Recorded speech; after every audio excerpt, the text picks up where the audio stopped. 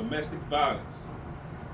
When people hear about domestic violence, one of the most common question asked, why didn't you just leave? At first glance, it may seem like a simple solution. If someone is being hurt, the logical response appears to be walking away from the situation. But this question ignores the fear, control, complexity that define the abusive relationships. Let's run through a few stats. 1 in 3 women, 1 in 9 men, 5 to 8 times more likely to happen to a woman. Guns involved in this equal to a 500% homicide rate. Think about that. Not 500%. Crazy number. And the most stat that I found, 3 women are killed daily due to domestic violence. And only 20 to 25% are being reported. So imagine the number of 1 to 3 women. If 100% was being reported, that number would increase. The 1 in 9 men, that number would increase if more would be reported. The 5 to 8 times more likely to happen to a woman, that number would also increase if more cases were reported.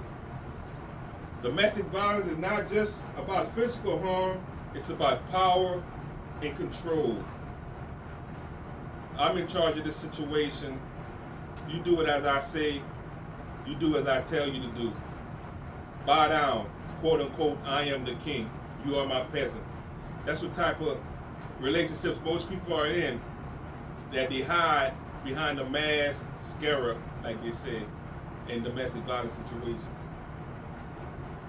Abusers often isolate them from their family. You normally see this person at every event. All of a sudden, they stop showing up. What happened to my favorite cousin? What happened to my favorite friend? They may be going through something. You may need to check up on them. Might be a domestic violence situation. Might be an assumption, but still you should ask that question. Is everything all right with you? And over time, all the abuse, the person may become worthless. Don't even want to do anything for themselves or their kids if they have kids.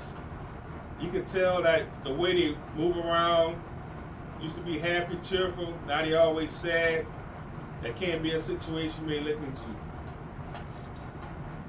And one thing that really plays an important part in this is fear. Statistically, the most dangerous time for a victim is when they attempt to leave. When you tell this person, I'm tired of your BS, I'm going to do what's best for me, that person puts fear in the individual. And that's where that drastic 500% homicide rate happens. That's usually what it is in the situation, because he probably threatened them, if you leave, I'm going to do this to you. I'm going to put harm to you. I mean, harm your family also. That's part of how they persuade you to stay. And that's also a financial situation may make you stay in a domestic relationship. If you're going through hard times and your partner has the money, the finances, they use that as a bargaining chip so you can tolerate what's going on in your situation. But instead of asking someone why they stayed, you should ask better questions. How can we help? What can we do to get you out of this situation? Can I loan you this? You can borrow that to get out of this situation. Can we listen without judging you? Because in my personal opinion, I don't believe 100% of relationships are perfect. Every relationship has the quote-unquote domestic violence in it, as in the name calling, the verbal abuse. That's also domestic violence. So that, the 100% of a perfect relationship, I don't believe in that.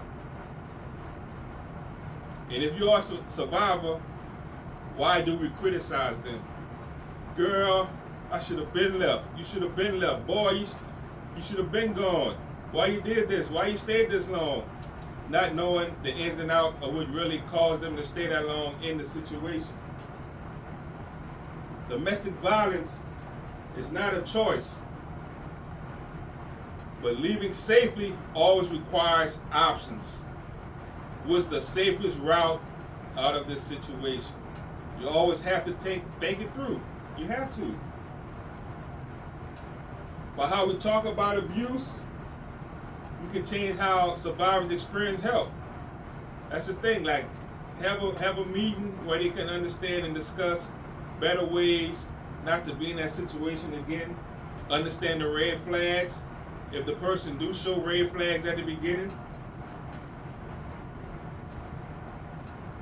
remember, the next time somebody asks why you didn't leave, leaving is not that simple. It's not. Everyone has to find their way out of it. And just being a survivor is a strength in itself. Any questions?